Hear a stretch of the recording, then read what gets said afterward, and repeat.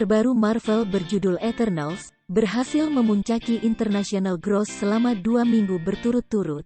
Di dalam film ini kita diperkenalkan dengan beberapa kalesial yang sangat besar.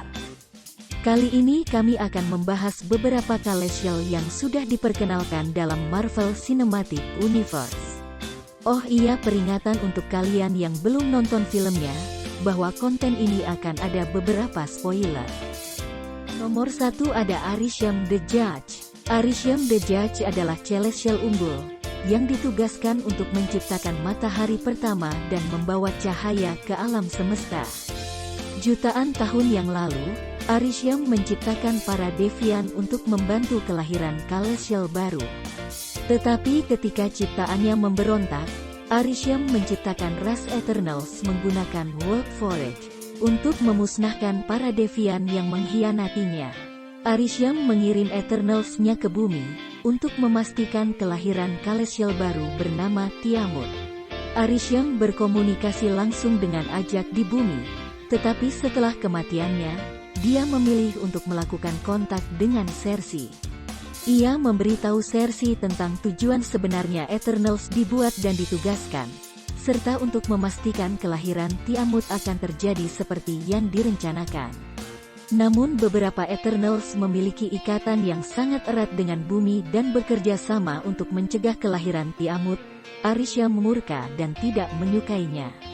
Arishem menarik Sersi, Kingo, dan Phastos keluar angkasa untuk mempelajari ingatan mereka, serta untuk menilai apakah umat manusia memang layak untuk dilestarikan. Nomor 2 ada Jemiah the Analyzer. Sesosok kalesial bernama Jemiah the Analyzer membantu dalam penciptaan alam semesta. Ketika Arishem menunjukkan kepada Sersi tujuan sebenarnya para Eternals dibuat, Arishem menunjukkan bahwa dia, Jemiah dan kalesial lainnya menciptakan bintang serta galaksi. Nomor 3 ada Nezar the Calculator. Nezar the Calculator adalah kalesial kuno yang telah ada selama miliaran tahun. Ketika Arishem sang hakim menunjuk Sersi sebagai Prime Eternal yang baru, Sersi diberi penglihatan untuk mengamati kalesial bekerja. Nezar salah satu makhluk kuno yang diperlihatkan. Di nomor 4 ada Hargen the Measurer.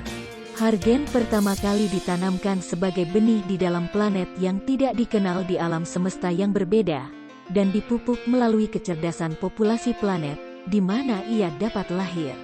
Ketika Arishem menjelaskan tujuan Eternal kepada Sersi, dia menunjukkan tentang kalesial yang menciptakan matahari. Hargen salah satu di antara mereka. Di nomor 5 ada Essen the Sorcerer. Seorang anggota ras primordial kuno yang dikenal sebagai kalesial. Essen the Sorcerer adalah salah satu pemilik sebelumnya dari Power Stone. Di beberapa kesempatan, Essen menggunakan Power Stone untuk meratakan permukaan seluruh planet, akibatnya semua kehidupan menghilang. Di nomor 6 ada si bayi Tiamut. Tiamut adalah seorang kalesial, yang benihnya ditanam di dalam bumi. Untuk mempersiapkan kelahirannya, Arishem mengirim 10 Eternals untuk membimbing umat manusia di bumi untuk mencapai prasyarat yang diperlukan agar kelahiran Tiamut terlaksana.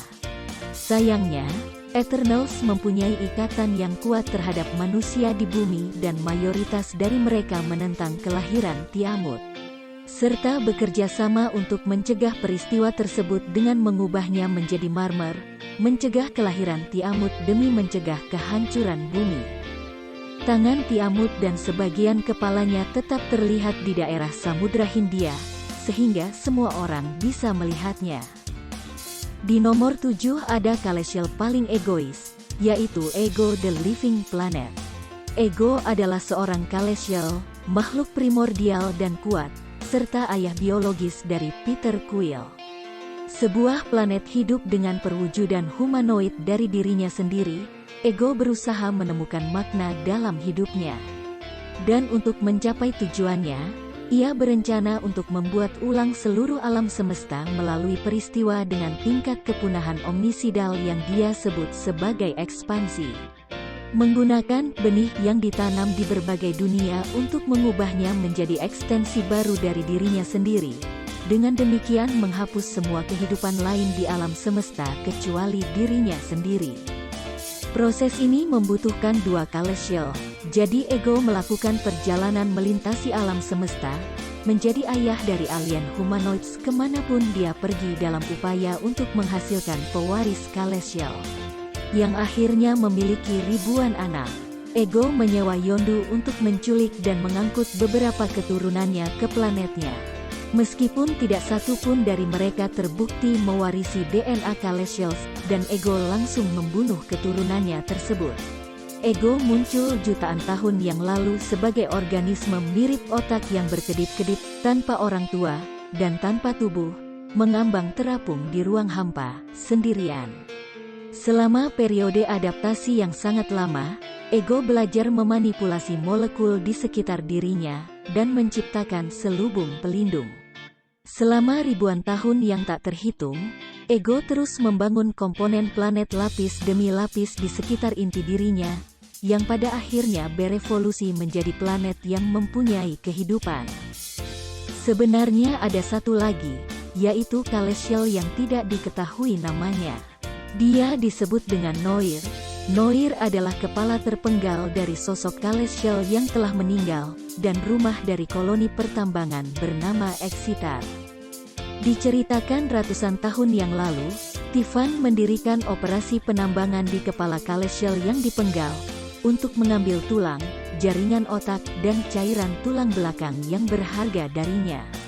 Tidak adanya aturan dan regulasi mengubah Noir menjadi tempat yang aman bagi penjahat dari seluruh galaksi. Nah, jadi itulah 7 Kalesial yang sudah diperkenalkan Marvel Cinematic Universe kepada kita. Mungkin untuk kedepannya kita akan diperkenalkan banyak Kalesial di film Eternals atau film-film bertemakan kosmik dan galaksi dari Marvel lainnya.